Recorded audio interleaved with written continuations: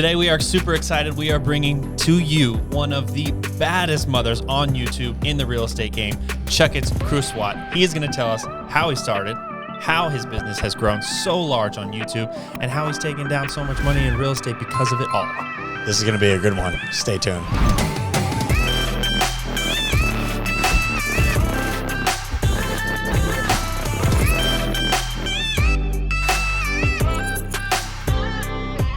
If you're new to our channel, we're the Boeckle Brothers. I'm Landon. I'm Jesse.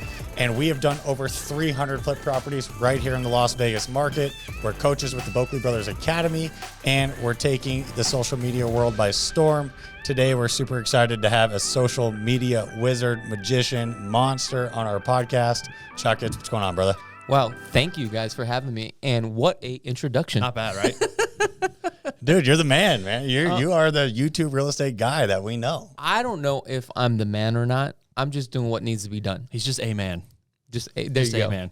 Amen. He works hard. But look, He's to a hard-working man. To us, new and relatively newcomers to real estate and to marketing yourselves on social media, because look, we don't have a huge following. We're trying and we're growing, but you've been doing it so long, and we see you do it so consistently and have built something so successful out of all of that effort.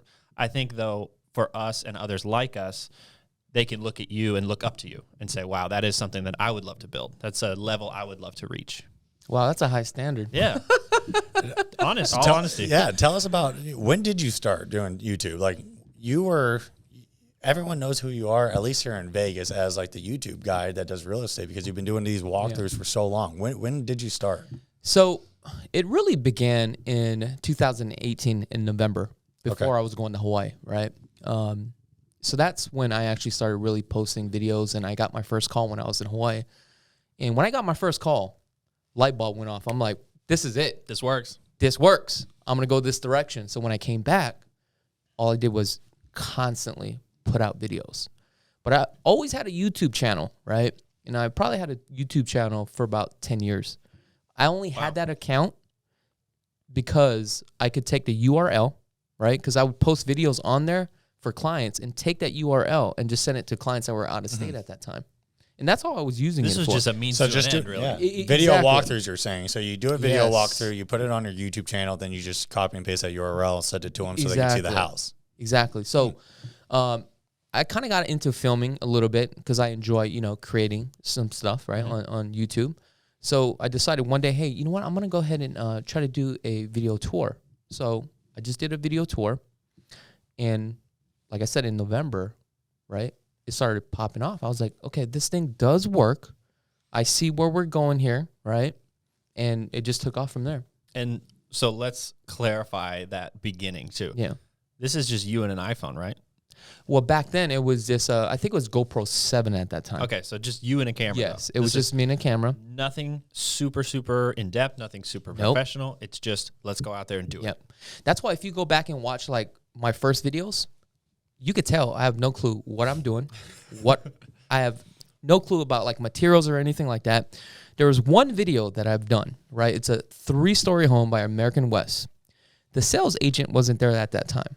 So I went to this home, and it's a beautiful home, right? And I already knew, like, I have no clue what I'm doing. I walked around, just started talking, and all the stuff that I was saying was incorrect. Okay. And I had a thought, like, what happens if this video just, like, blows up? It happens, because I know I'm going to get ridiculed on this. Right. People are going to hate on it. That video today is my #1 video. Love it. Right? So the moral of the story is that you don't have to be perfect. Right. You just got to get started on this. Right. And a lot of people are nervous about putting themselves on camera. And at first, were you on camera? Or I know you're much more forward facing nowadays, but you could do these walkthrough videos without being on camera the entire time, so that you could get rid of that fear. Because that's what we experience most of the time with agents here at the office is, well, I'm kind of nervous of being on camera. It's like, look, you don't have to be on camera. You just have to hold the camera. You're absolutely right, because if you look at my first probably like 600 videos, I was always behind the camera, right? Yeah. But then I started being in front of the camera. But it does take a little bit of time, right? Also, like with the comments and stuff like that, that could hurt a little bit. But as you grow and get bigger and bigger, right, it's just like a muscle. You go to the gym, you constantly work out, you get bigger and bigger, right? It's the same thing. You just get more and more comfortable with the camera. So it starts Practice to get more. makes perfect. Exactly. You know? Exactly. And look where you are now. You got a camera every single day. All day. Pretty much. All day, every day. Yeah. So we said on your podcast a couple months back, which was awesome, at your office. And when we talked, you said something like you were driving in like 600 leads a month through your YouTube channel. Is that the case? Let's dive into that and what does that bring you? How many of those leads are qualified leads? Who follows up with them? What's that business model look like? So when we get roughly about anywhere from, I'm gonna say 450 to 600. Like last month, I think we did about 750 leads just from last month alone, and that was directly just from the social media platforms, right? And this is what's great about this is that once you put it out there, it's always out there. Right. Yeah. Doesn't go It away. will always get syndicated. So that's what's great about YouTube, right? So now once the leads come in, what happens is we have a team, like I think there's like 6 or 7 of us. The leads get distributed equally, and the agents just do a follow-up call. And that's kind of how things work. But I do get probably about 4 to 6 calls a day where people actually want to work with me, right? So those are more of a hot leads. Definitely. And this is what's great about social media is this.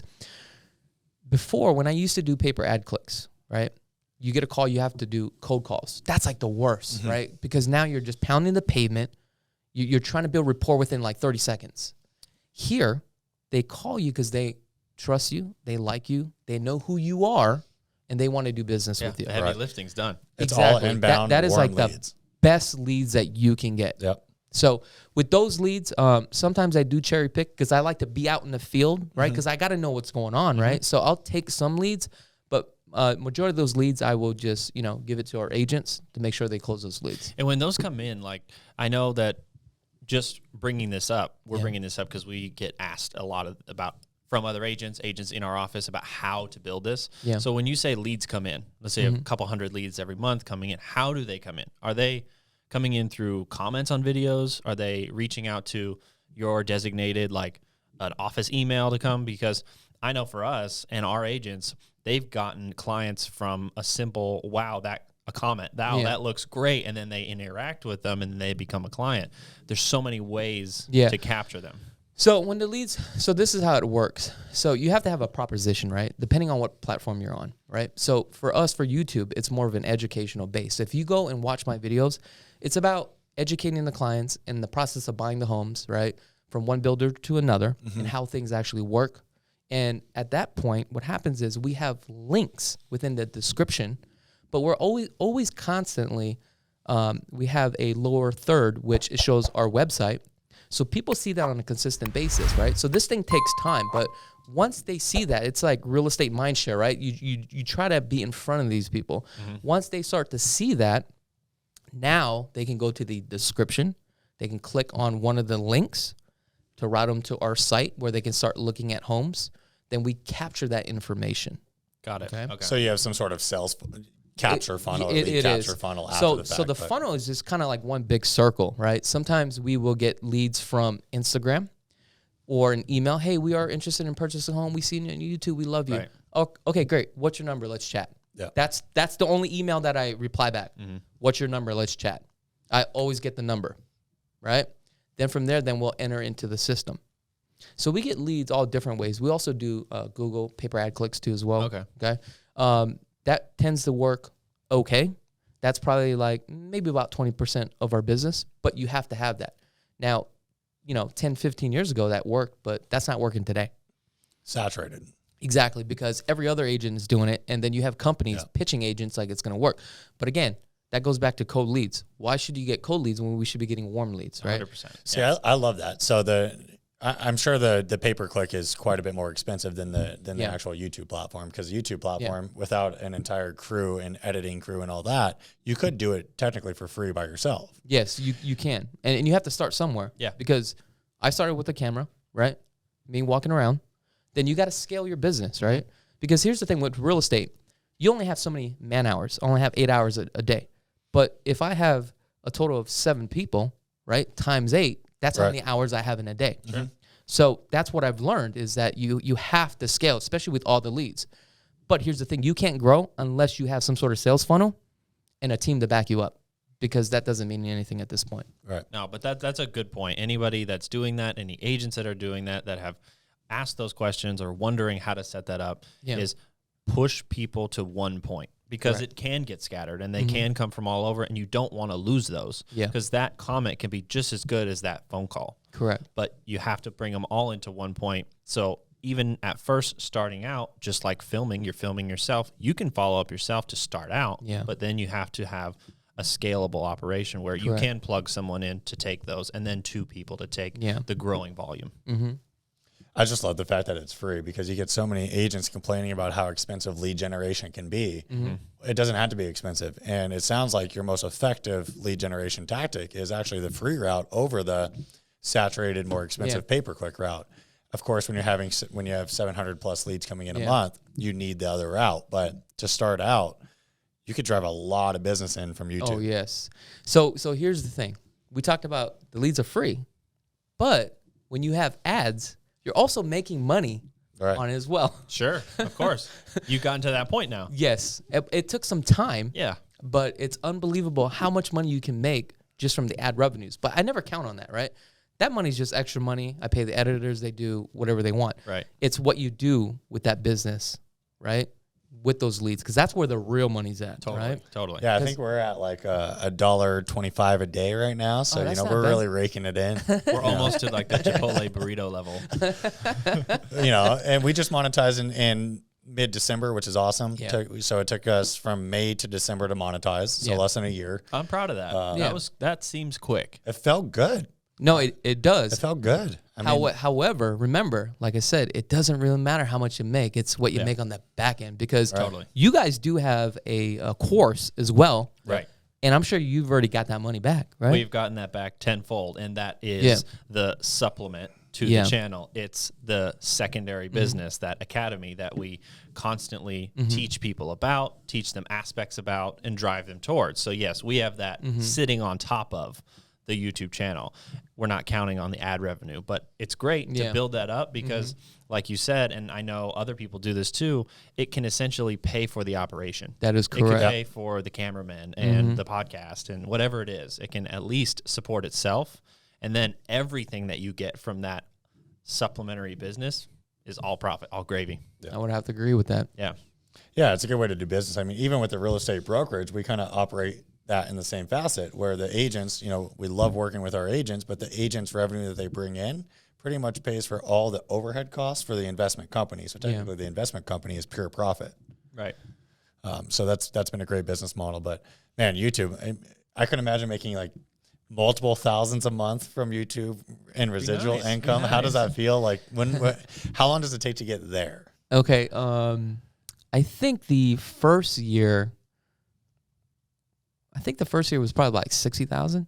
First monetized year? Yeah, it was about 60,000. That's a lot. Yeah, it was. Then after that, we went into 6 figures. That felt really good. But it really just depends. Like this past year, it wasn't that high. But I mean, it was high, but it wasn't as high as the following year, because it also depending on the advertisers too, right? But also, the tags are very important, right? And how you title certain things in your thumbnails, because it's all about trying to get as many views as possible, right? But I try to do 2 things here. Number 1 is, first and foremost, is to generate business. Number 2 is try to create that ad revenue as high as I can, because that's the whole idea. You might as well take advantage of that. And what's great about the social media, it gives you opportunities for other things, right? Sponsors, collaborations, like with you guys and stuff like that. Affiliates. Yeah, exactly. And that works out really well. So yeah, I noticed that you have your original channel. Yeah. And then now you have the 2.0. Correct. And there's a difference between the two. Yeah. What's the difference between the two? And what's the reasoning of having to split them up? So originally the first channel was just to do video home tours, and that worked, right? Ad revenue was very high. So I decided, you know what, I want to take on Rudy, and Rudy's been with me probably about a year and a half, I'm thinking, Rudy? Yeah, about a year and a half. So I figured let's do some video home tour, some live vlogs and kind of like behind the scenes and stuff like that, because I wanted to get more creative, because I like to be creative. I don't like to do constantly video home tours, right? So I brought him on. We started doing that for the first probably like 6-8 months. I started incorporating those videos. I started looking at the comments, looking at the algorithm. The data was telling me something like, this is not going to work, right? So I decided that we had to split up the channel.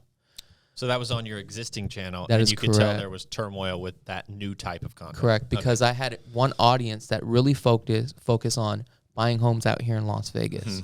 So obviously you got to read the algorithm. You got to see the data. The data tells you everything, right? You read the numbers, it tells you what to do. Yeah. So I decided to create that second channel. But now what we do is we take the first channel, push everybody to the second channel that are like true fans that are really interested in real estate life, anything that has to do with real estate. These are just all vlogs, right? It's just like my daily activities and what I do.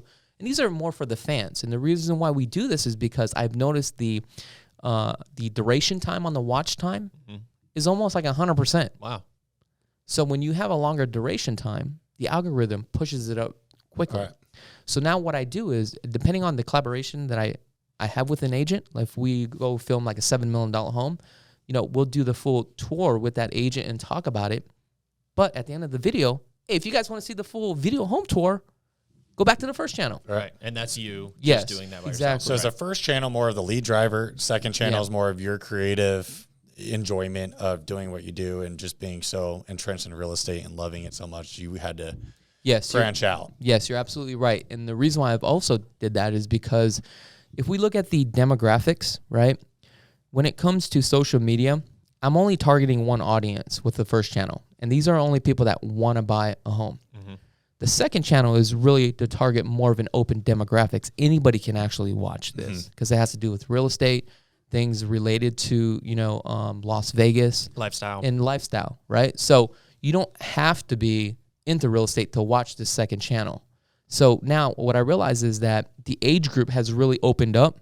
So now I'm getting more views. So I think we're at 4,800 subscribers. Okay. So I'm trying to grow that too as well, because here's the thing: if we can get a revenue here, why not get a revenue here? Right. It just makes total sense, right? Absolutely. So that's the, I guess that's the madness behind that. So. Yeah. What kind of opportunity has the channels brought in? Because I know just starting ours off, fairly new to it. Yeah. We already have so much opportunity that's come about. One major opportunity that's driven from social media has been the Boeckle Brothers Academy. Right. I don't think we could have started a coaching platform for flipping real estate without anyone knowing who we are in the first place.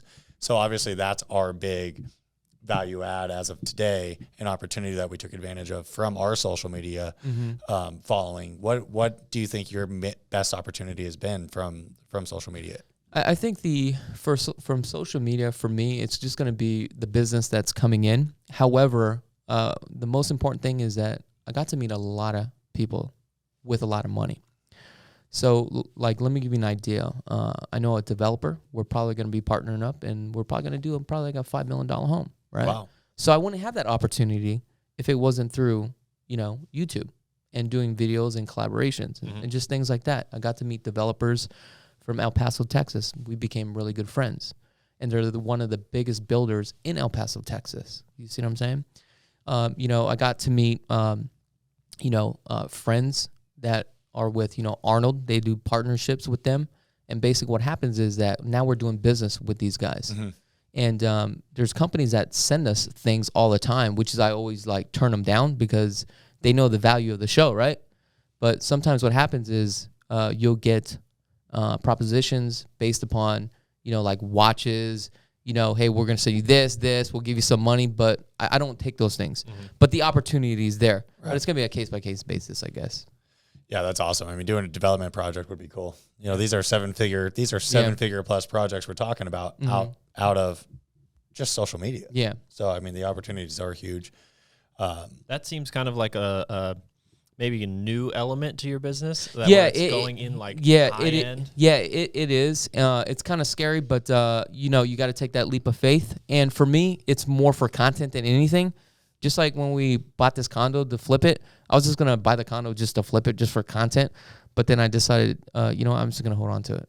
Rental. So, so just turn it into a rental, right? Do most of the leads that watch the main channel come in to buy a home because it's what they're interested in, end up buying their first home? Is it generally like a first home price point level out here? No, the median price point for my clients are probably going to be around the 600 range. Okay, so that's above. Yeah, so level. It's a little bit above, but we do have a lot of clients that are 3 million, 4 million. So those are all in the pipeline too as well. So I mean, we have a bunch of those too as well. But now I'm starting to see that our average price point is starting to grow up to the million price point because a lot of our clients are actually out of state. And you know, from California, $1 million ain't really nothing. So every home's $1 million. Right. That's like a 1,000 square foot home out there. Exactly. You could buy a mansion here. I'm wondering if you start to get into, you know, development, that $5 million home, and then luxury stuff. Like, do you think that positioning is going to raise up that clientele level? For sure. And that's the reason why that I want to do something like this, because I know the potential. And that's why we always try to collaborate with agents that have multi-million-dollar homes, like, you know, homes that you guys have, right? So that way they can see that on the channel, like, hey, this guy has access to these type of properties. Sure. He's the go-to guy. I want to call him. Yes, call me. I'm the go-to guy. Right. You've made yourself the luxury professional just based off of your walkthroughs and your knowledge that you portray in those walkthroughs. And I think that's something that anyone could do from just beginning in real estate to advanced is you don't have to be scared to do luxury or multi-million-dollar walkthroughs and represent yourself that way. A house is a house at the end of the day. Yeah, transaction is exactly the same thing. A house is a house, a transaction is a transaction. Don't be scared to step your game up, walk through, and be confident with higher price point properties, because honestly, at the end of the day, and you can probably attest to this, it's easier to work with those higher price point buyers most of the time than it is median and low price buyers. So now, one thing that I did when I first got started, I knew not to post homes that were like at $100,000. So if you're an agent out there, do not start with those homes. So if you want to be around the 500, 600, start with that. If you're comfortable at the million, do the million, because that's your target audience. Right. But keep this in mind. It doesn't matter if you're a $300,000 buyer, $200,000 buyer. Give us a call. We'll definitely still take care of you. Definitely still help you. I think that's one of the benefits that we offer with our brokerage and our company when we talk to new agents, when we recruit agents, is about where are you at with your business? Okay, I'm doing great. You know, I got a couple dozen deals under my belt. Like, I'm doing this thing, and the thing I want to do is raise my price point. I want to get into nicer homes. Well, that's exactly what we can offer an agent coming and working with us, surrounding yourself with investors who have those homes, who have 75 homes a year inventory that average over, you know, 750,000. You're doing all of the same things, it's the same transaction. You're just really adding zeros to the end of everything. You're absolutely right. But I understand it can be intimidating because when I went through one of my first transactions, when it was like at 475, I was like, oh my God, this is 475. It's too much. But after you get a couple under your belt, you realize it's all the same. But what it comes down to is just confidence, right? Yeah. Because once you understand what's going on with the real estate market, right? You got your foot on the ground. You know how a transaction works. I mean, the sky's the limit at this point, right? Yeah. So, quick plug. If you're an agent out there in Las Vegas and you want to raise your price point, click the link below. Check out the Boeckle Group, and we'll give you a quick interview. You can come on and meet us. There you go. Yeah, we'd love to have you. Yeah. What, me? Yeah. We're going to get the 750 lead a month killer over here at the Boeckle Group. That'd be a monster. That would be awesome. We should talk about that. Trust me, it's a lot of leads and it's a lot of calls. So basically what we're doing now is we're just kind of going through it really quickly and cherry picking. And that's a good position to be in, right? Because it's about generating as much lead as possible, where you don't have to sit there and call like every 7 days and you're constantly working on a lead. It's basically we're just grabbing the low hanging fruit at this point. Right. Nice. And that's what you can do when you have the volume. Yeah. You're taking the low hanging fruit with you and your immediate team, but you could still pass out those other leads to, subsidiary teams, and maybe down the road, 6-9 months down the road, you still get a little referral check or something like that. Well, that's what we actually do around the office. Yeah. Basically, the leads that we have, because we can't just maintain all those leads. I mean, we throw them on a drip system and all that stuff. But what we do is, if it doesn't work out for us, we just give it to somebody else in our office. So I love that. Good system. It's a good business. Yeah. And just, we don't have to go into huge details, but just so people know out there the power of social media and, with the discipline that you've put into this business, because you put years and years of discipline into it, obviously you're extremely active and consistent. Is this a multiple 7-figure business that you're doing on a yearly basis with all these leads? Just take that as a yes. Because I think that's huge to know. Is like, how much can you make off social media? I mean, it's in the millions, and I think that's the coolest thing in the world. It is. It's so powerful, and I think it's important to, explain to people and show people and tell people how powerful it truly is, and to not steer away from it. Yeah. And the thing about this is that I'm not creating the wheel here. Right. Anybody could do this. Right. Right. It just takes the will, the tenacity, and you just got to do it.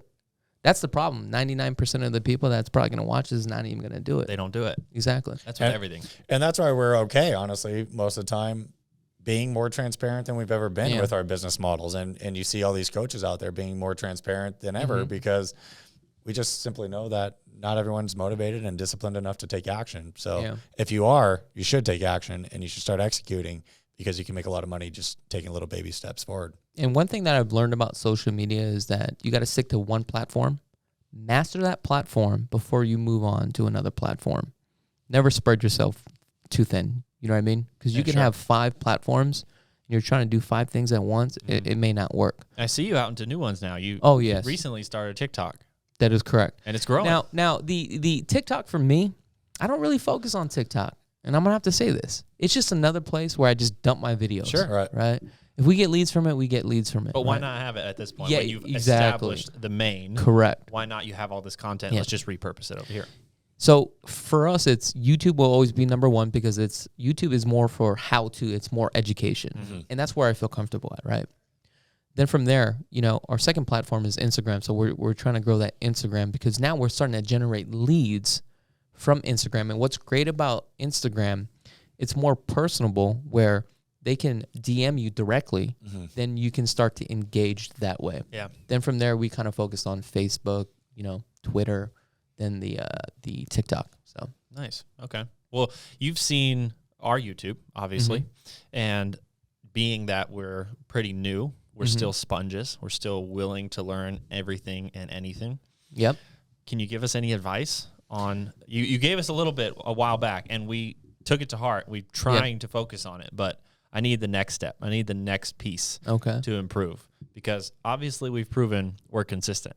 Yep. We're in it to win it. We're doing it daily.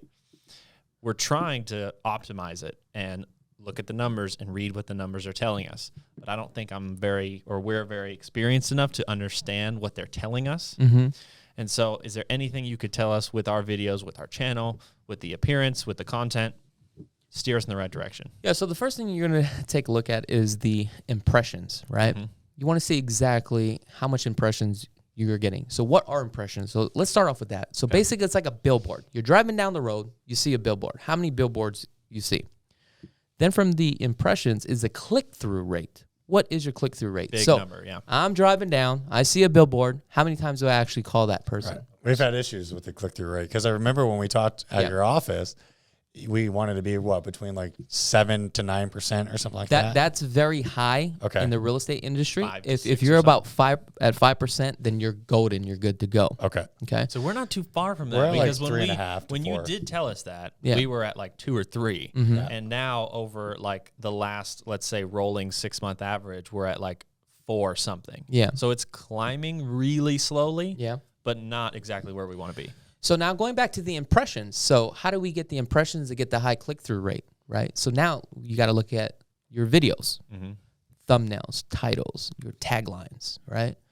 All that will help the impressions, right? And what's your perception of how, I don't want to use terrible terms here, but like how clickbaity and gimmicky your titles and thumbnails can be to a point where it's still tasteful and still gets people to look at it and doesn't like repel them? You never want to do that unless you disclose right up front, this is a clickbait, right? And the reason why is because the last thing that you want is a video where somebody clicks on the video, within 30 seconds they click off. Right. Now the algorithm looks at it and says, this is not a good video. No. So now what happens is your video is lost. So you're done.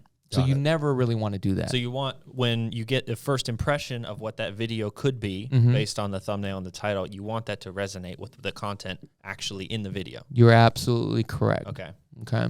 So it's just like video home tours, right? I always take pictures of the living room because people always look at the living room and the kitchen. But then we have the description of the property. So once they watch it, they see exactly what they're looking at on the thumbnail, and we have the full description and the price of the property. So that kind of gives you an example. So now what happens is when people watch it, the duration time is a lot longer. Now the algorithm looks at it and says, hey, you know what? This is actually a good video. Okay. There's a lot of people searching for homes for sale in Las Vegas.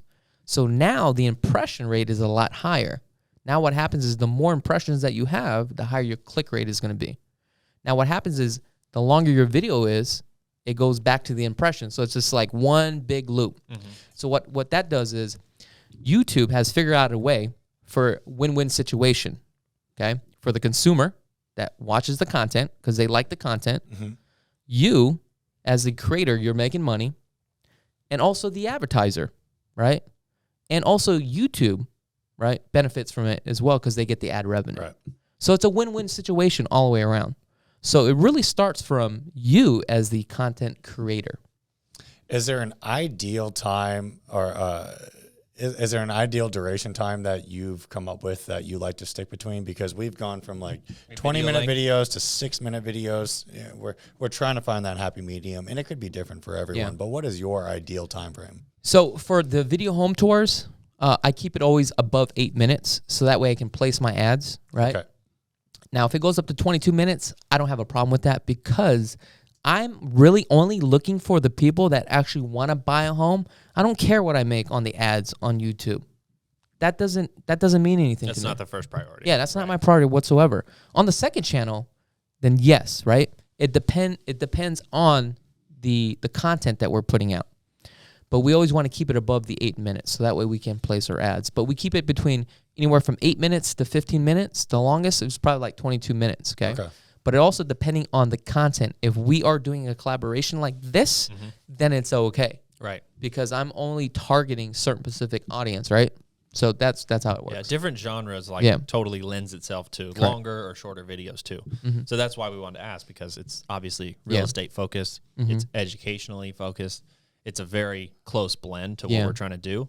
So that's a good target for us. And I think we've stuck around with that. Like, we don't usually put out videos that are less than 8 minutes. It's very infrequent we do that. But we also try not to go into the 20, 30-minute range either. Yeah. We can get carried away pretty easily just talking about stuff. So a lot of them are probably 15 to 17 minutes, I'd say. Yeah, yeah. But then the podcast style tends to be, we try to stick around 35 to 40 minutes. Yeah. So. And also I noticed with some of these videos that you do, depending on the type of videos, it's all about interaction with the consumer. Yeah, with that viewer. Yeah, exactly. Yeah. So basically I'm constantly saying, hey, why don't you subscribe, check us out, let us know in the comments below, right? Because also the more comments that you have, the better it is. If you got negative comments, I'll take them. It's comments. It's comments. interaction. Exactly. It's So activity. that always works too as well. Now, on our second channel, what we try to do is make it entertaining. Sound effects, we're constantly moving the dialogue, right?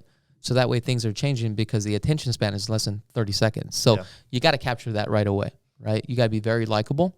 Sometimes what happens is you end up growing on people, and that's just normal, right? I'm sure you guys sat, on your bed watching YouTube, and you're watching somebody, but you're not really watching it, but you're just playing it. And sometimes if they don't come on, you're like, dude, how come they didn't post a video? You know what I mean? So, I mean, I think that's the direction that everybody's heading towards now, so.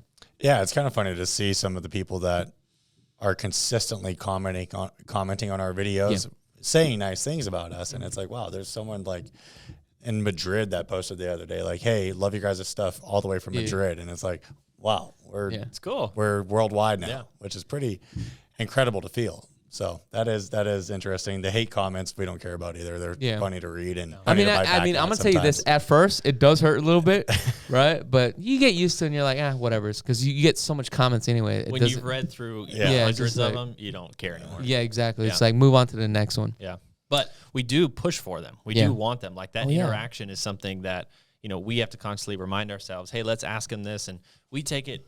We want to take it even further. Yeah, I've had ideas for so long about, since we're showcasing these renovation projects from start to finish, and included in those is probably only 1,000 decisions that go into this house. Why not ask people to answer those questions for us? Yeah. And so we've done that on a very small level where, okay, guys, we have a really cool luxury kitchen that we're doing, and we're going to do an accented island, and we're here at the slab shop today. We have 2 of our favorites. What do you think? Oh, that's perfect. You pick it. We'll put it in the house. And you saw the island at Pine Hollow. That was picked from the viewers on YouTube, which was pretty cool. I want that to catch on and people just realize and tell other people, I can be a part of this. You can flip this house. They're letting you do it. Like it's a viewer flipped type of thing. And ooh, have you guys considered doing the whole house like that? that's where we want to get to. And I think that's super unique in the fact that like a flipper is not going to let anybody tell them what they can do, because I'll know if they pick something that's so expensive, they'll never be able to, that'll ruin our profit. Obviously, we're going to give them choices that are within a scope. Just like a builder does, and keep it manageable. But I think figuring out how to do that almost at every step would give us such a unique avenue when it comes to flipping and engaging with an audience that's watching you flip. That would hopefully be that little viral spark. I like that. Yeah. Everyone loves to see them come to life. Yeah. Especially if you have a little piece, a little part into it. That is cool. Yeah. And there's something about real estate flipping that people just really love. How many shows are there? It's just crazy. Yeah. Especially the high-end stuff. Yeah. Like the high-end stuff, when those properties come together, it's so different from, a small 1,200 square foot house. I know. I watched some of you guys' video. I'm like, man, why am I an agent? This looks like fun. It is fun. It is fun. And I think you get other to people create. see that, and they see that it is fun for us to do, for other people who have the flipping shows. It is enjoyable. And that's maybe why there's such a big draw to it, is because most people aren't in that field. They're working their 9 to 5 or whatever, and it makes money and it's fun. So it really checks everything for a lot of people that want to get into it. Yeah. So that's the idea. We kind of let it out of the bag here, but we've trying to like trickle in little decisions and like that. But I want that to really like be kind of such a big, maybe announcement, big push where like people see that, share it, get behind it, and be like, let's all get in on this and help them do this. What is your guys' demographics as far as age group? It's skewed like heavily male.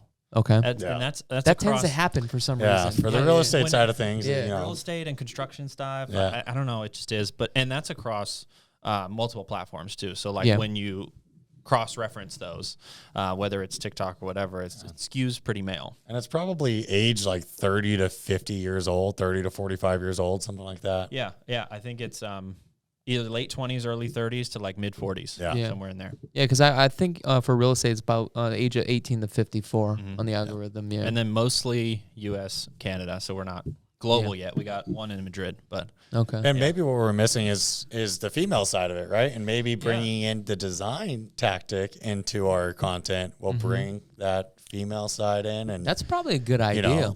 And that would give us an entirely entirely different audience that we know. Yeah.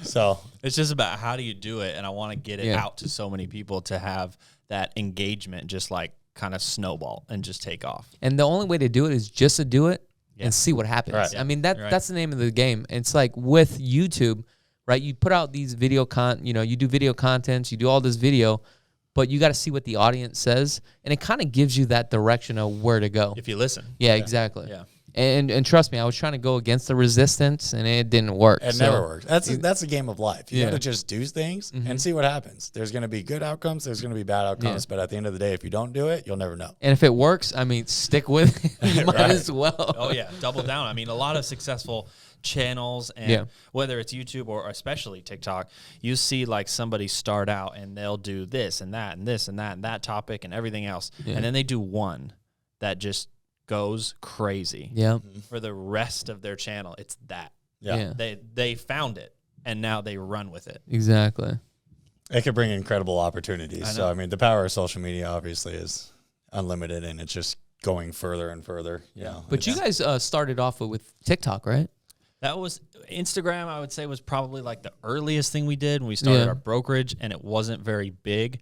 And then like 2 years ago, I was like, guys, TikTok is huge. And everybody's like, you're crazy. Like, TikTok is nothing. I don't know what that is. There are little kids on that doing dances. I don't want to do that. I was like, this is going to be it. This is going to be it. And then so now TikTok has been, that's our biggest platform right now. Yeah. And you guys have somebody editing your videos, or you guys doing it on your own? So we do, we try to schedule everything in because obviously we're flipping homes. We're running an educational academy. We're trying to keep our content going. So schedule content days, and then we have editors that just basically funnel and edit and send it right back in and keep it consistent. Yeah. So we have a full-time YouTube long-form editor, Pascal.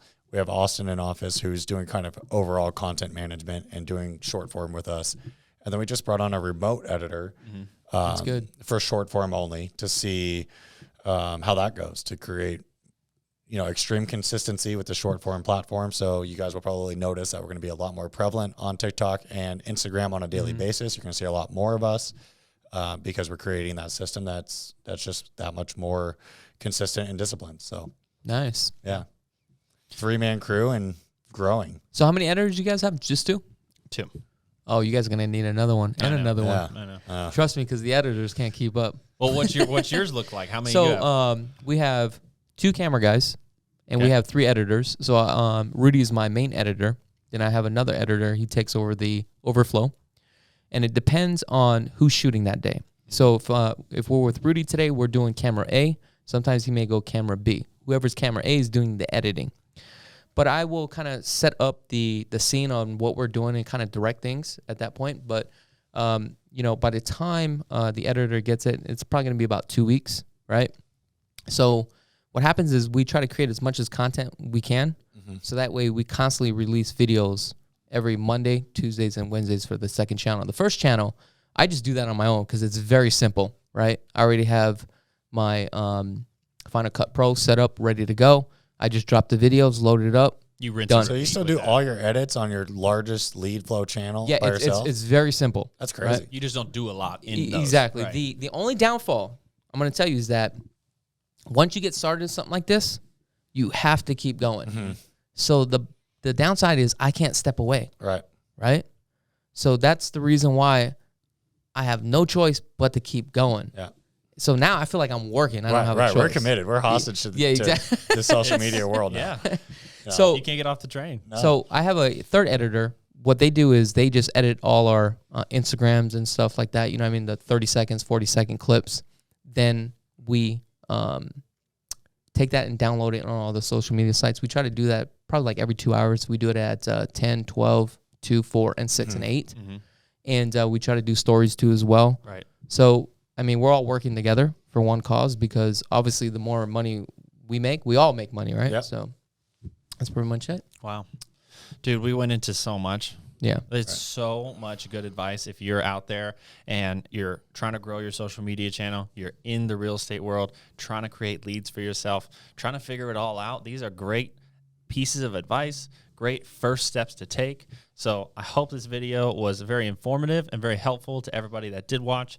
If you don't already subscribe to the channel, please show us some love and hit that subscribe button. Now, also, you can also find Chakits' channel in the description below. We'll put a link to his. Definitely check out his videos. They're awesome. They're informative. It's a great channel. Both of the channels are really good to watch. Really good channels to watch. So if you guys want to learn from us personally, the Boeckle Brothers, we will personally teach you how to buy, rehab, invest, and sell, flip properties for huge margins. Go to theboecklebrothers.com if you have interest. Yes, link is below. You can get yourself signed up. We covered a lot, but until then, We'll see you on the flip side.